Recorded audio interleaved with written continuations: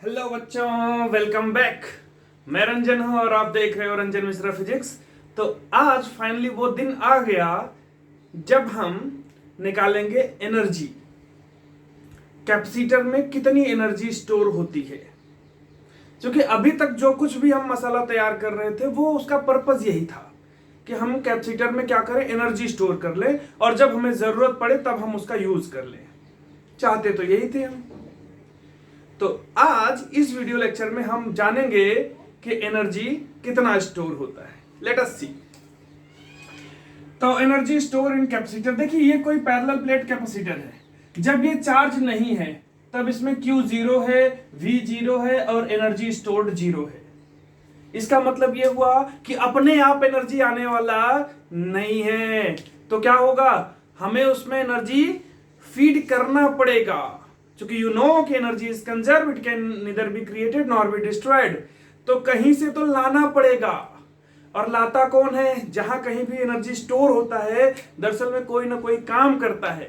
बिना काम किए किसी के बैंक अकाउंट में बैलेंस थोड़ी आ जाता है, काम करना पड़ता है, राइट। तो यहाँ कौन काम करेगा? हाँ, इसको चार्ज करना पड़ेगा। कैपेसिटर में एनर्जी स्टोर करने के लिए क्या करना पड़ेगा? उसको चार्ज करना पड़ेगा। चार्ज कैसे करोगे भाई? बैटरी लगा के। तो क्या करो, यहाँ पे एक बैटरी ऐसे कनेक्ट करना पड़ेगा। जैसे ही आप बैटरी कनेक्ट करते हो, इस पे ये प्लस क्यू, इस पे माइनस क्यू, ऐसे चार्ज अपीयर होता है। ये हमारा, अब इस पे चार्ज इतना हो गया, पोटेंशियल ये, इसका पोटेंशियल डिफरेंस वहां अपीयर हो जाएगा और ये एनर्जी इसमें इतना स्टोर हो जाएगा।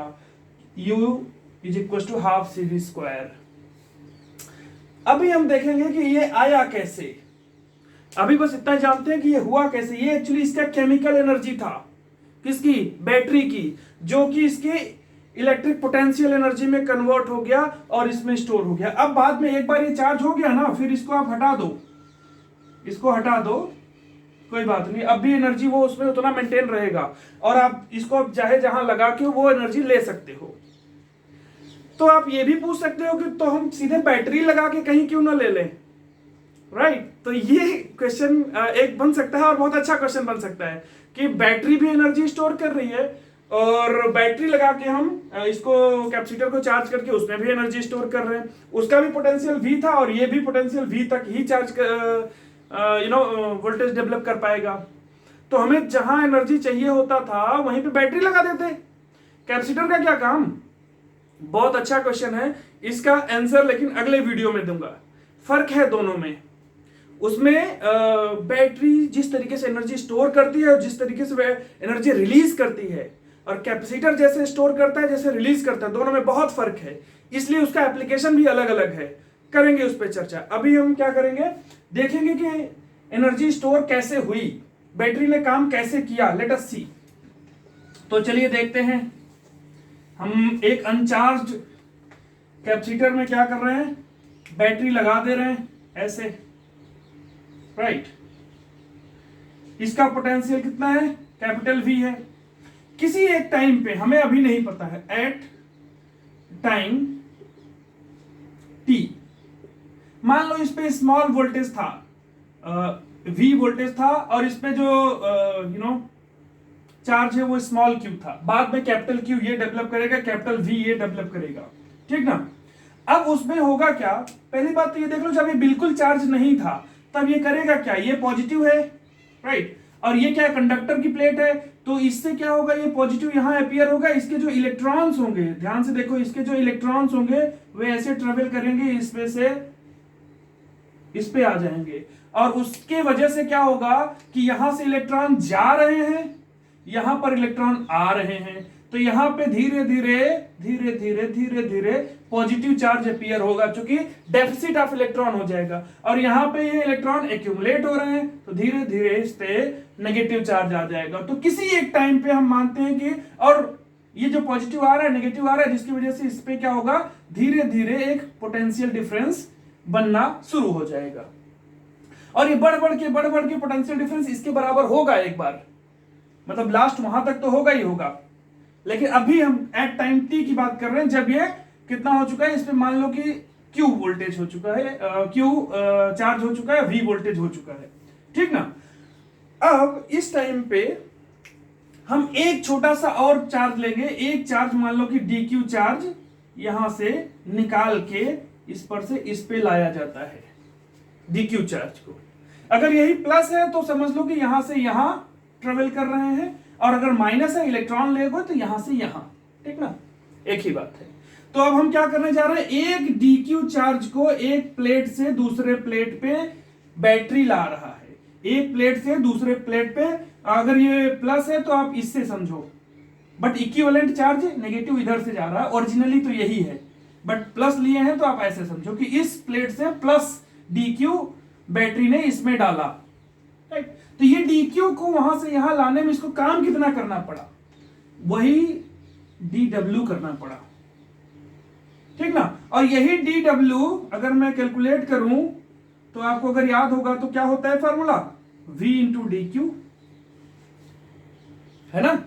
अरे अगर आप याद करो तो V क्या होता था, V तो यही होता था ना W बाई Q, ठीक ना। तो ये DQ चार्ज को ले आने में DW काम करना पड़ा, राइट। अब इसी को हम क्या कर देंगे, इंटीग्रेट कर देंगे।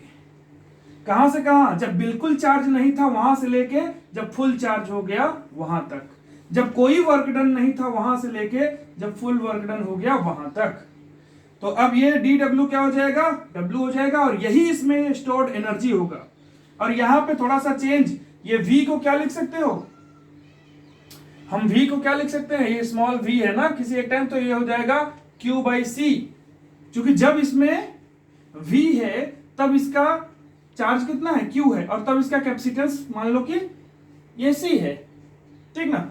तो इसकी जगह पे हम ये लिख सकते हैं, तो यहां पे लिख दो इंटीग्रल, ये क्या आ रहा है, Q by C into DQ, limit 0 से कैपिटल Q। 1 बाई C ये कांस्टेंट है, बाहर आ जाएगा। इंटीग्रल में हमारा आया Q DQ 0 से कैपिटल Q। अब ये तो वैसे हो गया ना x dx, integral of x dx, तो क्या हो जाएगा x स्क्वायर बाई 2, तो वैसे इसमें हो जाएगा Q स्क्वायर बाई 2। वाओ कितना अच्छा। तो ये हमारा 1 बाई C और यहां पे आ गया Q स्क्वायर बाई 2। लिमिट कहां से कहां, 0 से कैपिटल Q। रख दो, तो बस रख दो भाई, आंसर आ गया, इधर ला के रख दो। तो क्या हुआ, U मतलब एनर्जी आ रहा है हमारा 1 बाई C, और उधर आ गया हमारा Q स्क्वायर बाई 2। तो U is equal to half Q square by C। ये that is the amount of energy that will be stored in this capacitor, ठीक ना। अच्छा थोड़ा सा और इसका हम एक अच्छा सा रूप देख लेते हैं। Q को हम और भी लिख सकते हैं C इंटू V, तो यहां पे रख दो CV, तो ये क्या हो जाएगा, U is equal to half C square V square, C square V square by C। एक C से एक C कैंसिल हो गया। अब ये ज्यादा पॉपुलर फॉर्म ये है हाफ CV स्क्वायर, ये सबसे ज्यादा पॉपुलर फॉर्म है, इसी फॉर्म में लिखा जाता है। हमने स्टार्टिंग में ऐसे ही लिखा था कि एनर्जी स्टोर्ड इन कैपेसिटर कितना होता है, E इज इक्वल टू या U is equal to half CV square, ठीक ना। तो चाहे ऐसा लिख दिया जाए या ऐसा लिख दिया जाए, एक ही बात है। तो ये तो हुआ एनर्जी। अब ये स्टोर कहां हो रहा है, ये स्टोर इस पे हो रहा है, इस पे हो रहा है, इसमें हो रहा है, किसमें हो रहा है। अब चाहे तो आप इसको हटा दें तो भी वो एनर्जी वहां पे रहेगा ही रहेगा। अब ये एक बार चार्ज हो गया ना, तो इसके बीच में ये जो हाफ CV स्क्वायर है ये रहेगा, ये यही इसके बीच में रहता है। ये जो इलेक्ट्रिक फील्ड है ना, इसी फील्ड में रहता है। तो ये तो हमारी एनर्जी हो गई, इसकी यूनिट आप जानते हो जूल ही रहेगा, ठीक है। और अब इसको हम जहां चाहेंगे वहां जैसे चाहेंगे वैसे यूज कर लेंगे, सर्किट में यूज कर देंगे कैपेसिटर, और इसको जब भी इसको इससे एनर्जी लेना होगा ले लेंगे। अब हमें एक टर्म और निकालना होता है एनर्जी डेंसिटी, वो भी देख लेते हैं, लगे हाथ। आइए देखते हैं, एनर्जी ये तो था, अब हम क्या देखने जा रहे हैं,